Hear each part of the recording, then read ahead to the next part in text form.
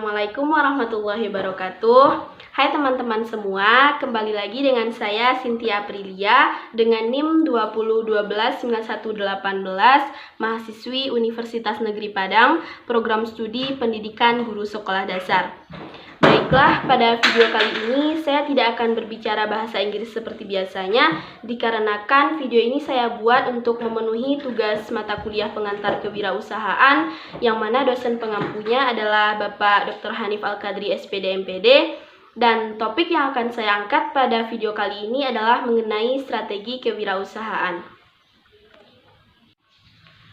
Dalam membangun atau merancang suatu usaha, tentu diperlukan strategi atau perencanaan yang matang, di mana fungsinya adalah untuk dijadikan sebagai pedoman untuk mencapai keberhasilan dalam mengambil kebijakan usaha yang akan dijalankan.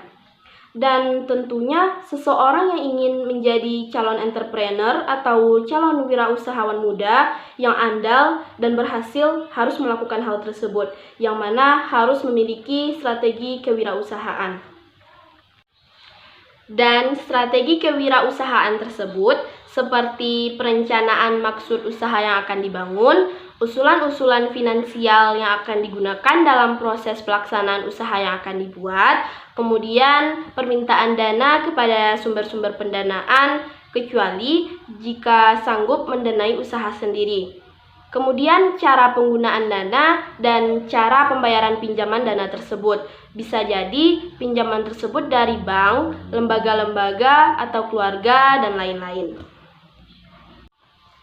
Dan perencanaan usaha sendiri adalah ketika seorang wirausahawan ingin membangun suatu usaha yang pada akhirnya menuntut mereka untuk berkreasi, berpikir inovatif, dan berimajinasi untuk menentukan atau membangun harapan tersebut.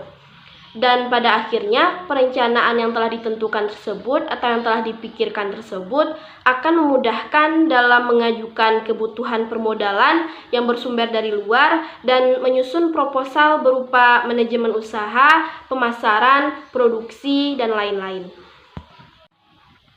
Pada zaman sekarang ini, banyak orang patah semangat ketika hendak memulai suatu usaha, dikarenakan ketiadaan modal. Ya, memang benar modal itu diperlukan, tetapi modal tersebut tidak harus berasal dari dana pribadi karena akan ada banyak cara untuk mempunyai modal, seperti bisa memanfaatkan atau kreativitas, pemikiran yang kreatif, ide yang banyak yang pada akhirnya disosialisasikan menjadi sebuah usaha. Jadi, tidak ada masalah ketika tidak punya modal, karena dari kreativitas bisa membangun suatu usaha. Selanjutnya, yang akan kita bahas adalah mengenai pengelolaan keuangan. Pengelolaan keuangan itu pada akhirnya adalah bagaimana bisa mengusahakan sumber-sumber dana yang memungkinkan dan bagaimana cara memanfaatkan, menggunakan dana tersebut, dan bagaimana cara mengembalikan dana tersebut sehingga bisa dikembalikan. Jika berbicara mengenai pengelolaan keuangan atau manajemen keuangan, maka ada aspek-aspek yang harus dipenuhi. Pertama adalah sumber dana atau keuangan lembaga atau keuangan yang digunakan dalam operasional usaha yang akan dibuat.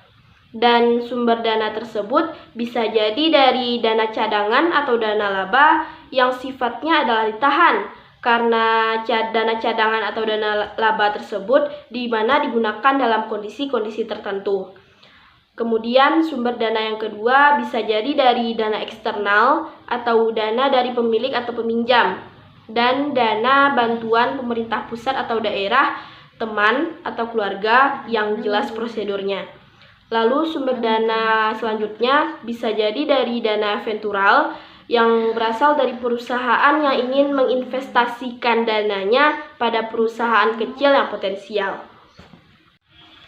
Lalu aspek manajemen keuangan yang kedua adalah perencanaan dan penggunaan dana, yang dimulai dari biaya awal atau permulaan, mulai dari pembukaan raca harian, perancangan raca pendapatan, dan bisa jadi berupa rugi atau laba, dan aliran kas.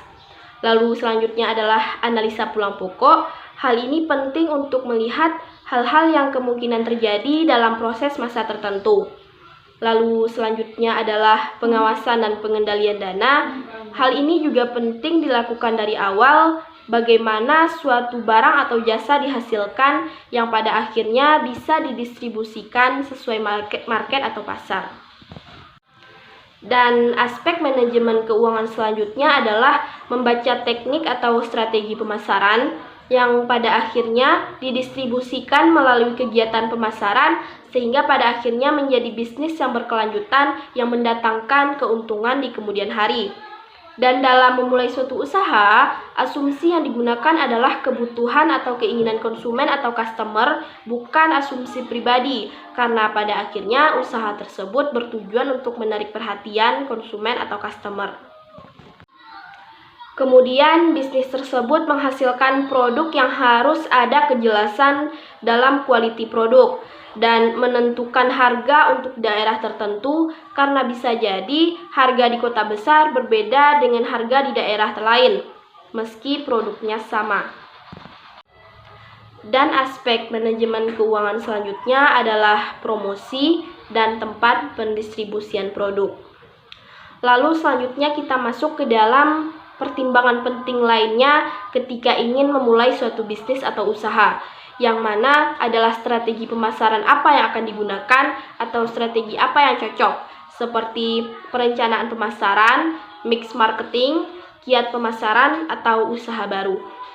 Rencana pemasaran sendiri seperti penentuan kebutuhan konsumen atau riset pasar, memilih pasar atau kekhususan dalam memilih pasar, dan segmentasi pasar. Kemudian menempatkan strategi pemasaran dalam persaingan, melakukan pemilihan terhadap berbagai strategi pemasaran dengan menggunakan mix marketing. Di mana mix marketing sendiri maksudnya adalah yang pertama adalah keinginan konsumen, yang kedua menghasilkan barang atau jasa, yang ketiga menentukan harga, yang keempat pendistribusian barang atau jasa, dan kelima adalah promosi. Di mana semuanya dimix dalam satu pola marketing yang menguntungkan. Dan menentukan kiat pasar, hal yang diperhatikan adalah peluang pasar, tempat yang jelas atau sangat kondusif, banyak barang yang dibutuhkan dalam pemasaran usaha yang akan dikembangkan, kemudian menentukan target yang hendak dicapai. Dan yang terpenting juga adalah teknik pengembangan usaha, mulai dari perluasan skala usaha ekonomi dan perluasan cakupan usaha. Dan yang terakhir yang akan kita bahas adalah mengenai manajemen strategi kewirausahaan. Yang pertama, manajemen kewirausahaan mencakup semua kekuatan perusahaan yang menjamin atau organisasi yang menjamin. Lalu yang kedua adalah strategi kewirausahaan terkait dengan market leader atau pemimpin pasar. Lalu yang ketiga adalah semangat atau spirit wirausahawan. Yang keempat, mendidik wirausahawan untuk perbaikan produk dan pemasaran. Yang kelima, yang terakhir adalah bagaimana cara menciptakan iklim yang positif, inovatif, yang mendorong ide kreatif muncul. Mungkin sekian video kali ini yang membahas tentang strategi kewirausahaan. Kita berjumpa lagi di video selanjutnya. Assalamualaikum warahmatullahi wabarakatuh.